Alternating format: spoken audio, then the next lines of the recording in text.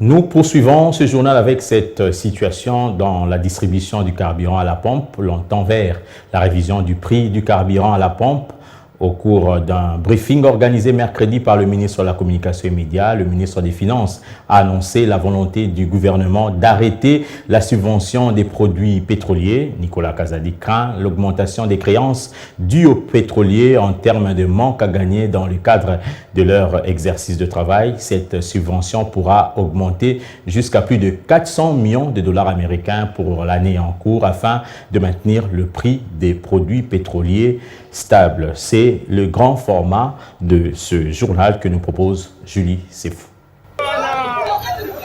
La pression dans des stations-service ne fléchit pas malgré les assurances renouvelées par les autorités congolaises balayant d'un revers de la main la problématique de la pénurie de carburant. Les jours se succèdent et se ressemblent. La bataille des carburants se poursuit. Certaines stations offrent un service strictement minimum, d'autres ont carrément fermé les robinets. Dans l'un ou l'autre cas, personne n'est prêt à expliquer les dessous des cartes, alors la population jacasse. Donc comprendre et matite mais ils ont mon ananté tous comprendre tes anini et comme il est le poste ba carburant na carte station pour payer ça 1000 francs 2000 ba te que le carburant ce qu'on peut citer moi ça pose carburant exact to comprendre té.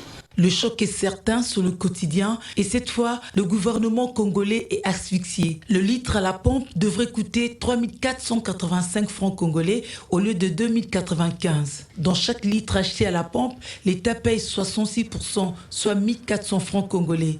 Sur les 66 millions de mètres cubes achetés, l'État dépense près de 42 millions de dollars américains. D'où alors l'État puise-t-il cette subvention? De 2014 à 2019, il a dû sacrifier les fiscalités pour que le Congolais ne subisse pas de plein fouet les conséquences de cette crise. La République démocratique du Congo n'a pas fini de payer le manque à gagner des pétroliers, le prix continue à augmenter et la dette à s'accroître. L'État qui doit encore le manque à gagner du second semestre de 2021 ainsi que de cette année prévient le risque de croître la dette vers 1 milliard de dollars américains. D'où il faut davantage sacrifier d'autres dépenses. Il faudrait être réaliste. Le ministre des Finances prévient qu'il devrait y avoir augmentation du litre à la pompe.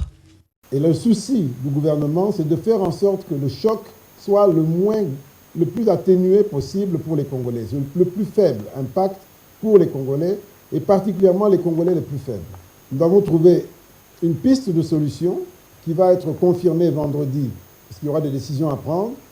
Avec mon collègue des hydrocarbures et avec la profession, nous réfléchissons pour voir comment maintenir un niveau supportable dans les stations, même s'il y a une augmentation, qu'elle soit supportable. Ça veut dire qu'on va continuer de subventionner, mais de manière supportable. Par contre, dans d'autres secteurs, par exemple le secteur minier qui est un gros consommateur de pétrole, de produits pétroliers, il n'y a pas de raison qu'on fasse des subventions. Alors pour tous ces secteurs liés aux grandes entreprises qui consomment beaucoup de carburant, eh bien, nous n'avons plus de raison de continuer de les subventionner. Voilà la piste que nous avons trouvée. Maintenant, au moment où nous parlons, le ministère de l'économie est en train de faire des simulations pour voir quel est le bon niveau qu'on peut supporter, qu'est-ce qu'on peut payer et quel sera l'impact sur les autres variables de l'économie. Ce travail va continuer demain avec mon collègue des hydrocarbures et moi-même et le secrétaire général de l'économie. Et nous pensons pouvoir apporter au Conseil des ministres vendredi des éléments de décision précis où on aura une annonce sur le nouveau prix à la pompe, qui va très probablement bouger, mais nous espérons qu'il varie le moins possible pour que l'impact ne soit pas trop fort, et le nouveau prix pour les autres secteurs, les autres catégories, c'est-à-dire les entreprises et notamment le secteur minier. Ce carburant mati, transport mati. Ce carburant qui transport spécialini et qui mais ba Kadhafi, ba atteindre la visite de 1000 litres d'essence, na 3000 francs congolais dans la biorabou. Est-ce que tu as avancé, tu as Face à cette crise, le porte-parole du gouvernement recommande un changement d'attitude. Une crise qui nous frappe, qui peut avoir des conséquences et qui nous impose, par rapport au contexte qui est le nôtre, de la subvention qui est élevée, des charges supplémentaires que cela génère, que nous puissions observer une certaine attitude. Didier Boudimbo se veut plus explicite quant à la quantité personnelle. La première des choses, c'est qu'on n'interdit pas qu'on puisse acheter avec des bidons. Parce que quand quelqu'un a un groupe électrogène chez lui, il peut aller avec un bidon pour pouvoir s'approvisionner. C'est qu'on interdit. Dernièrement, la brigade qu'on a mis en place au sein du ministère des hydrocarbures, on a intercepté 250 fûts de plus ou moins 250 litres par fût ou 150 litres par fût. On a intercepté 250 fûts au niveau de Kingabwa. C'est ça qu'on ne veut pas. C'est ça qui n'est pas permis. Tout compte fait, le ministre des hydrocarbures pense qu'avec le stock disponible, le pays peut encore tenir pendant 3 mois. C'est en fonction de ce qu'on a déjà, mais pas en fonction de ce qu'on va commander. Parce qu'on va continuer à passer des commandes.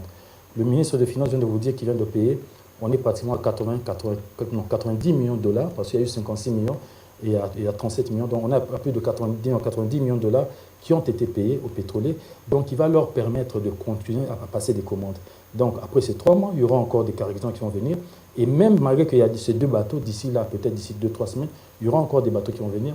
Parce que de toute façon, dans ces secteurs, c'est d'abord le stockage. Parce que si vous avez aussi trop de bateaux, vous le gardez où? Ce carburant, vous allez le garder où? Comment vous allez le conserver?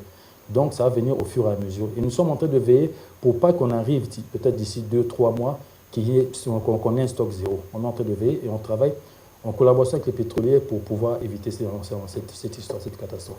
Des éléments des décisions seront soumis au Conseil des ministres pour le nouveau prix à la pompe qui devrait varier le moins possible, ainsi que le nouveau prix pour les autres secteurs dans les miniers.